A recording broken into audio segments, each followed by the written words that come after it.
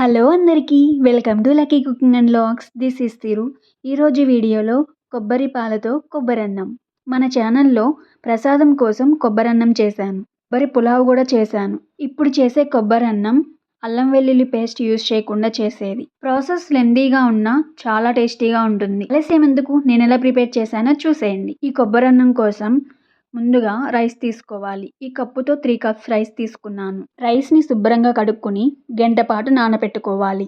రైస్ని నానబెట్టుకుని పక్కన పెట్టేసుకోవాలి. 1 కప్ రైస్కి కప్పున్నర వాటర్ తీసుకున్నాను. బియ్యం ఏ కప్తో తీసుకున్నామో అదే కప్తో వాటర్ తీసుకోవాలి. బియ్యాన్ని గంట పాటు నానబెట్టుకోకపోతే కప్పుకి 2 కప్స్ వాటర్ తీసుకోవాలి. నేను గంట పాటు నానబెట్టుకున్నా కాబట్టి కప్పున్నర వాటర్ తీసుకున్నాను. బియ్యం ఇలా నానబెట్టుకుని వండుకుంటే పొడి పొడిగా వస్తుంది. కొబ్బరి పాలు ప్రిపరేషన్. 3 కప్స్ బియ్యానికి 2 కప్స్ కొబ్బరి ముక్కలు తీసుకున్నాను. కొబ్బరి ముక్కలని శుభ్రంగా కడుక్కుని మిక్సీ జార్లో వేసుకోవాలి. రైస్ వండుకోవడానికి కొలత తీసుకున్నాం కదా వాటర్ని, అదే వాటర్ని ఆ మిక్సీ జార్లో పోసుకుని గ్రైండ్ చేసుకోవాలి. అదే వాటర్ని కొంచెం కొంచెంగా తీసుకుంటూ మెత్తగా గ్రైండ్ చేసుకోవాలి. చూసారు కదా, కొబ్బరి ముక్కలు ఇంత పేస్ట్గా అయిపోవాలి. జార్లో పోసుకున్న వాటర్ కాకుండా మిగిలిన వాటర్ని గ్యాస్పై పెట్టుకుని ఇలా మసల కాగనివ్వాలి. ఇలా కాచుకున్న వాటర్లోకి కొబ్బరి ముక్కల పేస్ట్ని యాడ్ చేసుకుని ఒక పొంగు వచ్చే వరకు ఉడికించుకోవాలి. ఇలా కొబ్బరి ముక్కల పేస్ట్ని ఉడికించుకుని చేసుకుంటే కొబ్బరన్నం చాలా టేస్టీగా ఉంటుంది.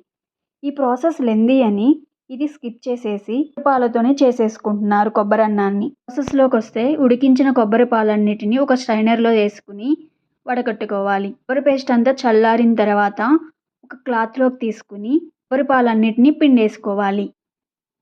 కొబ్బరి పేస్ట్ చల్లారటానికి కొంచెం టైమే పడుతుంది. ఇలా క్లాత్లో వేసుకుని కొబ్బరి పాలన్నిటిని పిండేసుకోవాలి. కొబ్బరి పాలన్నిటిని మళ్ళీ ఇంకోసారి కప్పుతో కొలుచుకోవాలి. 3 కప్స్ బియ్యానికి 4.5 కప్స్ కొబ్బరి పాలు ఉండాలి కదా, ఇలా లేకపోతే కొంచెం వాటర్ యాడ్ చేసుకోవాలి. కొబ్బరి పాలు సరిపానే ఉన్నాయి. కొబ్బరి పాలు ఉన్న కుక్కర్ని స్టవ్పై పెట్టుకోవాలి. నానబెట్టుకున్న బియ్యాన్ని వాటర్ని వంపేసుకుని ఈ కొబ్బరి పాలలో యాడ్ చేసుకోవాలి. రైస్లోకి 2 ఇలాచి, దాల్చిన చెక్క, లవంగాలు, సాజీరా, స్టార్ ఫ్లవర్, చిటికెడు పసుపు, తగినంత సాల్ట్ యాడ్ చేసుకుని ఒకసారి తిప్పుకుని ఓపెన్ ప్యాన్ కుక్ చేసుకోవాలి. 1 బాయిల్ వచ్చేదాకా కుక్ చేసుకుని కుక్కర్ మూత పెట్టుకుని విజిల్ పెట్టుకుని మంటని లో ఫ్లేమ్లో పెట్టుకుని 1 or 2 విజిల్స్ వచ్చే వరకు ఉడికించుకోవాలి. ఈ రైస్లో ఆయిల్ కానీ నెయ్యి కానీ ఏమి యాడ్ చేయం.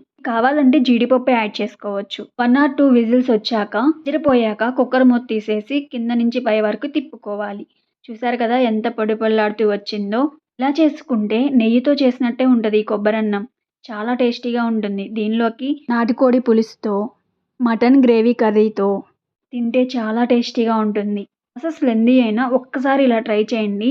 మళ్ళీ మళ్ళీ చేసుకుంటారు ఇదే ప్రాసెస్. చాలా టేస్టీగా ఉంటుంది. తిన్నా కొద్దీ తింటారు. చూసారు కదా నా వీడియో, మీరు ట్రై చేయండి. నచ్చితే లైక్ చేయండి, షేర్ చేయండి, సబ్స్క్రైబ్ చేయండి. పక్కనే ఉన్న బెల్ ఐకాన్ని క్లిక్ చేసి ఆల్ అనే ఆప్షన్ని క్లిక్ చేయండి. Thank you for watching. Thank you for your time.